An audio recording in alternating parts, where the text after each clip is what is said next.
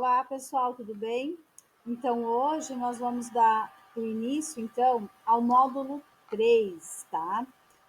Nós estamos um pouquinho adiantado, mas não tem problema. Então, isso aqui é só uma introdução desse módulo.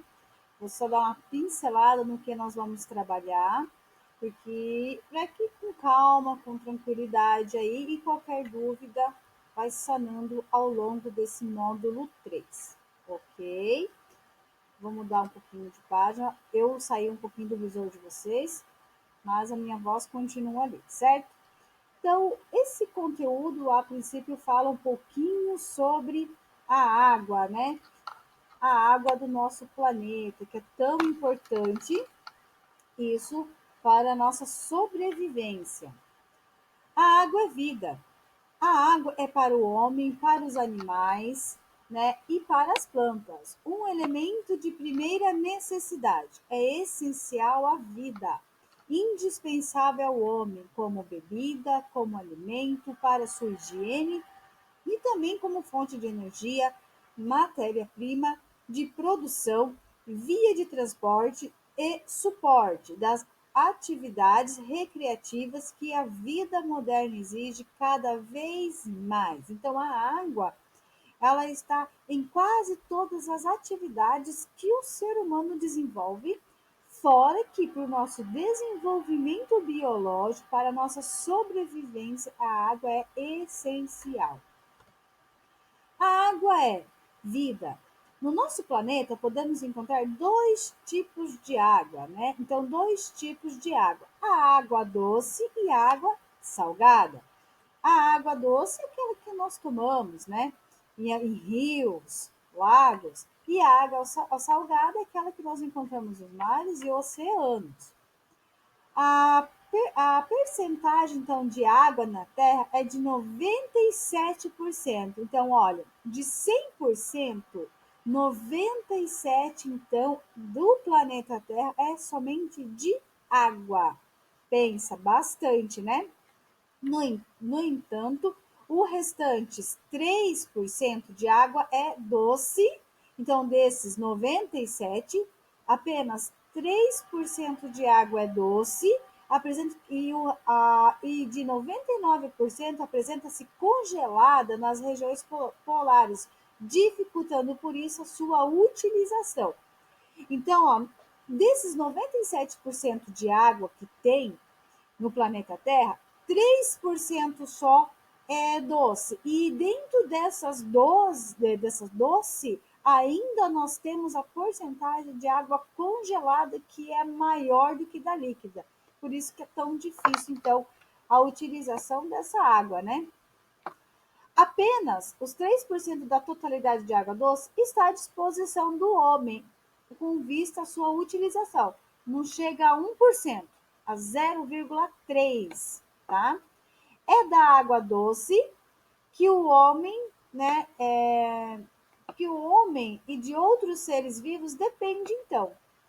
A água é vida, né? Cerca de 60% do corpo é constituída de água. Então, nosso organismo, 60% é constituído de água. De 100%, 60% é de água. O homem, então, pode sobreviver sem comer, cerca de 28 dias, mas sem beber a água apenas 4 dias. Tem um episódio que eu gosto particularmente de assistir, que é Largados e Pelados, né? Não aparece nada, né, que pode constranger, mas eu gosto bastante desse episódio porque ele acaba demonstrando a necessidade que as pessoas têm da sobrevivência, principalmente da água, né?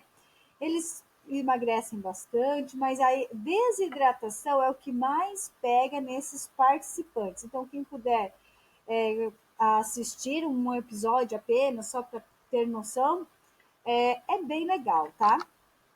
No organismo, a água transporta os alimentos, os resíduos e os sais minerais, lubrifica os tecidos e as articulações, conduz a glicose e o oxigênio para o interior das células e regula a temperatura, tá? Essa palavra oxigênio tá com a acentuação errada, galera, porque não foi a prof que fez, tá?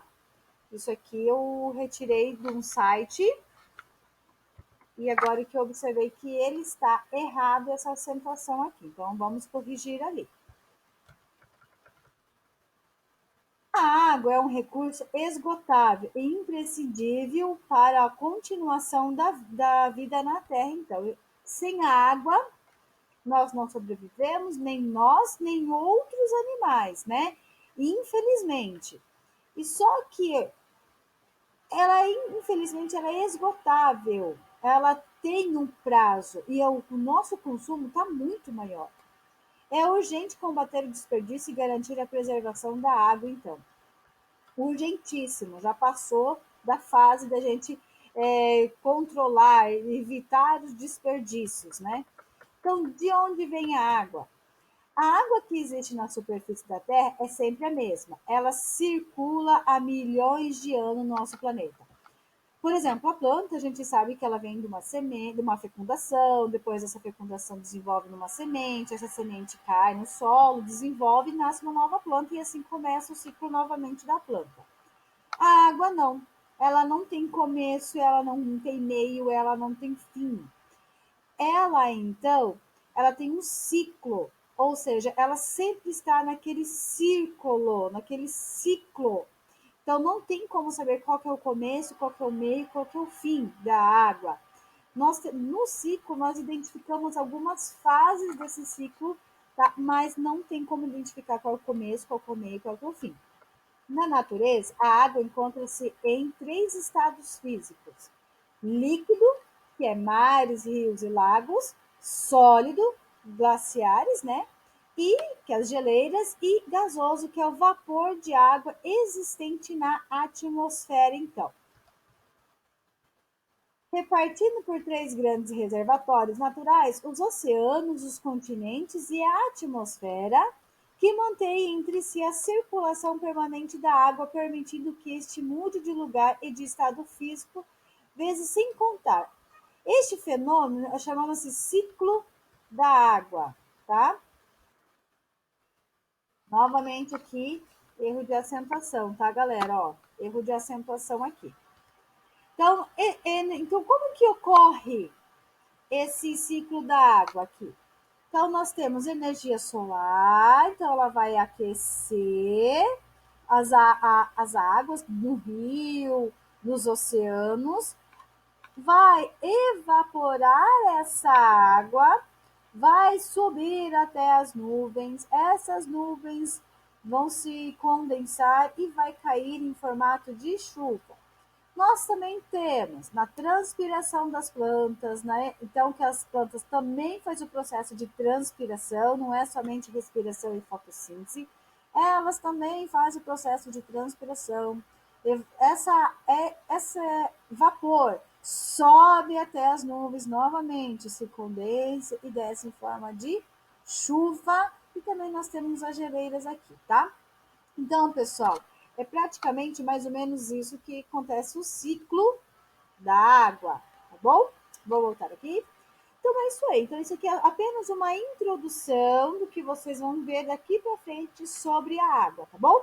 Desculpem o erro de acentuação, tá? Porque eu tirei do site, eu achei bem interessante, bem dinâmico aquilo ali, mas infelizmente tinha uns erros ali, mas corrigi no meio do caminho, ok? Beijos, até mais!